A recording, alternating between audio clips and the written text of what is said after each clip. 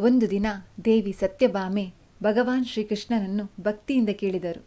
ಸ್ವಾಮಿ, ರುಕ್ಮಿಣಿ ಪ್ರತಿನಿತ್ಯ ತುಳಸಿಗೆ ನೀರನ್ನು ಏಕೆ ಅರ್ಪಿಸುತ್ತಾಳೆ? ತುಳಸಿ ಗಿಡದ ಬಳಿ ದೀಪವನ್ನು ಏಕೆ ಹಚ್ಚುತ್ತಾಳೆ? ಇದರ ಹಿಂದೆ ಇರುವ ಮಹತ್ವವೇನು? ಶ್ರೀಕೃಷ್ಣ ಮಂದಹಾಸದಿಂದ ಹೇಳಿದರು. ಸತ್ಯಭಾಮೆ, ನೀನು ಬಹಳ ಒಳ್ಳೆಯ ಪ್ರಶ್ನೆಯನ್ನು ಕೇಳಿದ್ದೀಯ. ಎಲ್ಲ ಗಿಡಗಳಲ್ಲೂ ತುಳಸಿ ಶ್ರೇಷ್ಠ. ನನಗೆ ಅತ್ಯಂತ ಪ್ರಿಯವಾದದ್ದು ಕೂಡ ತುಳಸಿಯೇ. ತುಳಸಿಗೆ ನೀರು ಅರ್ಪಿಸುವುದು ಮತ್ತು ದೀಪ ಹಚ್ಚುವ ಮಹತ್ವವನ್ನು ತಿಳಿಸುವ ಒಂದು ಕಥೆಯನ್ನು ಈಗ ನಿನಗೆ ಹೇಳುತ್ತೇನೆ. ಈ ಕಥೆಯನ್ನು ಶ್ರದ್ಧೆಯಿಂದ ಕೇಳುವ ಪ್ರತಿಯೊಬ್ಬ ಸ್ತ್ರೀಯು ಸದಾ ಸೌಭಾಗ್ಯವತಿಯಾಗಿರುತ್ತಾಳೆ. ಅವಳ ಮನೆಗೆ ಸುಖ ಸಮೃದ್ಧಿ ಬರುತ್ತದೆ, ದಾರಿದ್ರ್ಯ ದೂರವಾಗುತ್ತದೆ. ಒಂದು ಕಾಲದಲ್ಲಿ ಶ್ಯಾಮಶರ್ಮ ಎಂಬ ಶ್ರೀಮಂತ ವೈಶ್ಯನೊಬ್ಬನಿದ್ದ. ಅವನ ಬಳಿ ಅಪಾರ ಧನ, ಆಸ್ತಿ, ವೈಭವ ಎಲ್ಲವೂ ಇತ್ತು. ಆದರೆ ಒಂದು ಕೊರತೆ ಮಾತ್ರ ಅವನ ಮನಸ್ಸನ್ನು ಸದಾ ಕಾಡುತ್ತಿತ್ತು: ಸಂತಾನವಿಲ್ಲದ ನೋವು. ಒಂದು ದಿನ ಅವನು ತನ್ನ ಹೆಂಡತಿಯೊಂದಿಗೆ ಹೀಗೆ ಹೇಳಿದ: ನಮ್ಮ ಬಳಿ ಎಲ್ಲವೂ ಇದೆ, ಆದರೆ ಮಗುವಿಲ್ಲದ ಜೀವನ ಶೂನ್ಯವಾಗಿದೆ. ಎಷ್ಟೋ ದಾನ ಧರ್ಮಗಳನ್ನು ಮಾಡಿದ, ವೈದ್ಯರನ್ನು ಕರೆಸಿದ, ಆದರೆ ಫಲವಿಲ್ಲ. ದುಃಖಿತನಾಗಿ ಅವನು ವಸಿಷ್ಠ ಮುನಿಗಳ ಆಶ್ರಮಕ್ಕೆ ಹೋದ. ವಸಿಷ್ಠರು ತಮ್ಮ ದಿವ್ಯ ದೃಷ್ಟಿಯಿಂದ ಹೇಳಿದರು: ಶ್ಯಾಮ, ನೀನು ಪೂರ್ವಜನ್ಮದಲ್ಲಿ ನೀನು ಒಬ್ಬ ಶ್ರೀಮಂತನಾಗಿದ್ದಿ. ಆದರೆ ಒಂದು ದಿನ ಹಸಿದ, ಬಾಯಾರಿದ ಹಸುವೊಂದು ನಿನ್ನ ಮನೆಗೆ ಬಂತು. ನೀನು ಅದಕ್ಕೆ ಆಹಾರವು ನೀರು ಕೊಡದೆ ಅಪಮಾನಿಸಿ ಹೊರಹಾಕಿದೆ. ಆ ಹಸು ಹೊಸದಾಗಿ ಕರು ಹಾಕಿತ್ತು. ಹಸುವಿನಿಂದ ಅದು ಮೂರ್ಛೆಗೊಂಡು ಬಿದ್ದಿತ್ತು.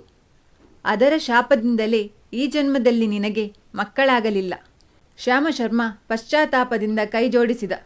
ಮುನಿವರ್ಯ, ಈ ಪಾಪದಿಂದ ಮುಕ್ತಿಯಾಗುವ ಮಾರ್ಗ ತೋರಿಸಿ.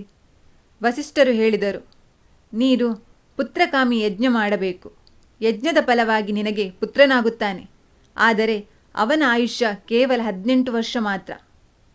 ಈ ವಿಷಯ ತಿಳಿದಾಗ ದುಃಖವಾದರೂ ಪಾಪ ಮುಕ್ತಿಗಾಗಿ ಮತ್ತು ವಂಶವೃದ್ಧಿಗಾಗಿ ಶ್ಯಾಮಶರ್ಮ ಯಜ್ಞ ಮಾಡಿದರು.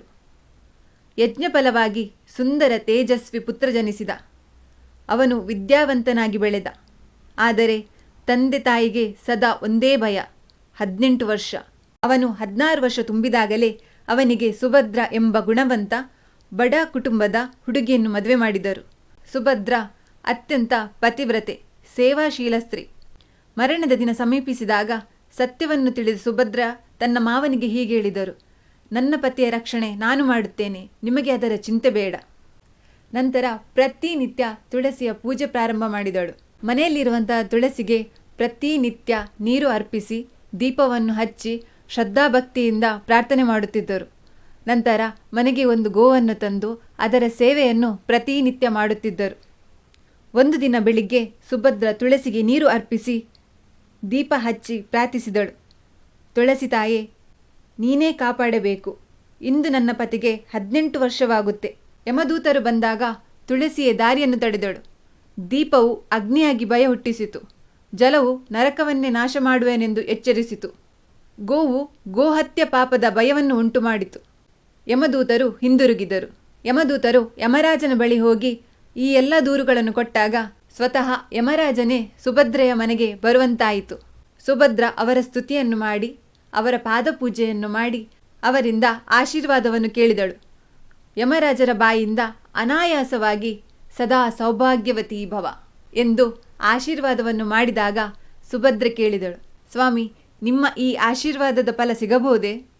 ಆಗ ಯಮರಾಜರು ನಸುನಕ್ಕು: ನಿನ್ನ ಪತಿವ್ರತ ಧರ್ಮದಿಂದ ನಿನ್ನ ಪತಿಯ ಮರಣವನ್ನೇ ಜಯಿಸಿದ್ದೀಯ.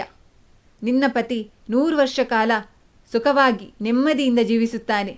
ಮತ್ತೆ ಯಮರಾಜರು ಸುಭದ್ರೆಗೆ ಹೇಳಿದರು: ಯಾವ ಸ್ತ್ರೀ ದಿನಾಲೂ ತುಳಸಿಗೆ ನೀರು ಅರ್ಪಿಸಿ, ತುಳಸಿಯ ಬಳಿ ದೀಪ ಹಚ್ಚಿ, ಗೋವಿನ ಸೇವೆ ಮಾಡುತ್ತಾಳೋ ಅಂಥ ಮನೆಗೆ ನನ್ನ ದೂತರು ಎಂದಿಗೂ ಪ್ರವೇಶಿಸುವುದಿಲ್ಲ. ಹೀಗೆ ಶ್ರೀಕೃಷ್ಣ ಕತೆ ಮುಗಿಸಿದರು.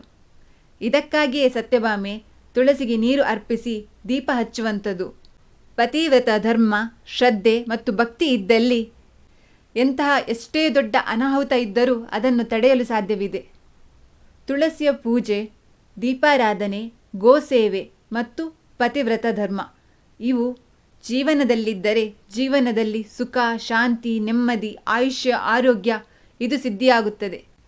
ಈ ಕಥೆಯಲ್ಲಿ ನಮಗೆ ತಿಳಿಯುವಂಥ ವಿಷಯ ಏನೆಂದರೆ, ಶ್ರದ್ಧಾಭಕ್ತಿಯಿಂದ ನಾವು ಪತಿವ್ರತ ಧರ್ಮವನ್ನು ಆಚರಣೆ ಮಾಡಿ, ತುಳಸಿ ಪೂಜೆ ಮಾಡಿ, ಗೋಸೇವೆಯನ್ನು ಮಾಡಿ, ಪ್ರತಿನಿತ್ಯ ತುಳಸಿಗೆ ನೀರು ಅರ್ಪಿಸಿ, ದೀಪ ಹಚ್ಚಿ ಇಟ್ಟು, ಒಂದು ಕಳಶದಲ್ಲಿ ನೀರನ್ನು ತುಳಸಿ ಬಳಿ ಇಡುವುದರಿಂದ ಮನೆಗೆ ಬರುವಂತಹ ಅನೇಕ ಗಂಡಾಂತರಗಳು ನಾಶವಾಗುತ್ತದೆ.